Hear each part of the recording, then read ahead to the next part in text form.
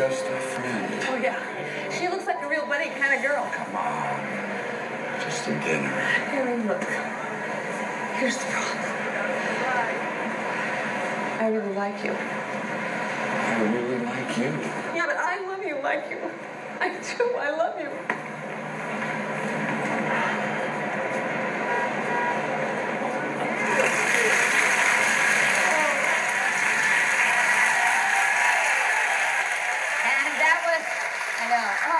That was Erica Berry, a.k.a. Diane Keaton, in the movie Something's Gotta Give, which is one of my favorite movies. Or why does this scene to you epitomize daring greatly?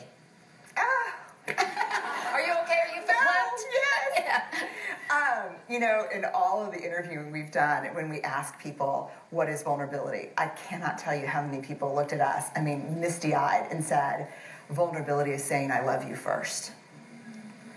You know, it is putting yourself on the line. And when I watch that clip, I just think, love her back, because she's so brave, you know?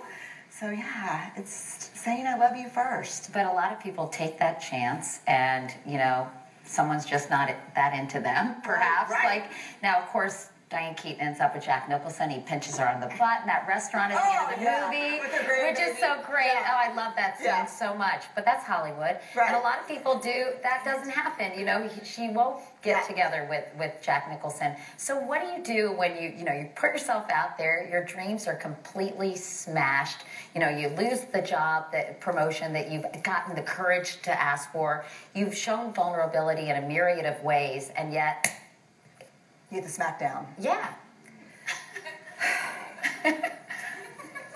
It happens. And so one of the things I think for me in my life and what I've learned from the research participants is very specific. We have to get very clear that courage is our value. You know, we have to be able to stand very solidly in the idea that what matters to me is that I was brave.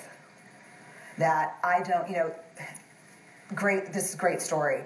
A young guy, maybe 22, tells me, hey, I dared greatly, I wanted to tell you the story. And I said, sure. And he said, my parents sent me your online talks, and I watched them, and they inspired me. And they inspired me to go tell my girlfriend that I loved her.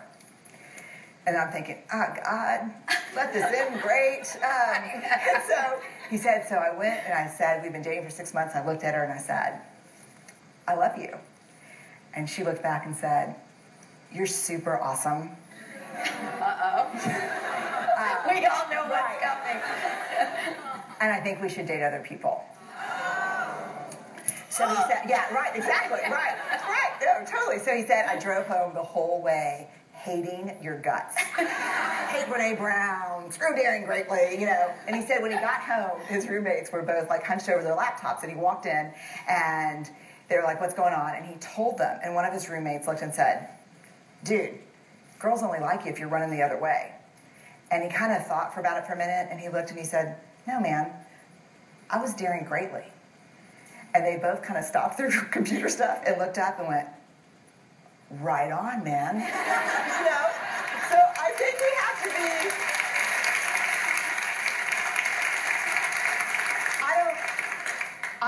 I would never claim that it doesn't hurt, because I've been on the side of that.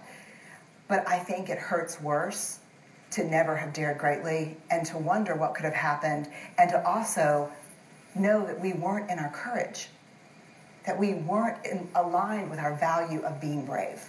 And I think we want to be brave. I think all of us want to be brave. Well, when we come back, we're going to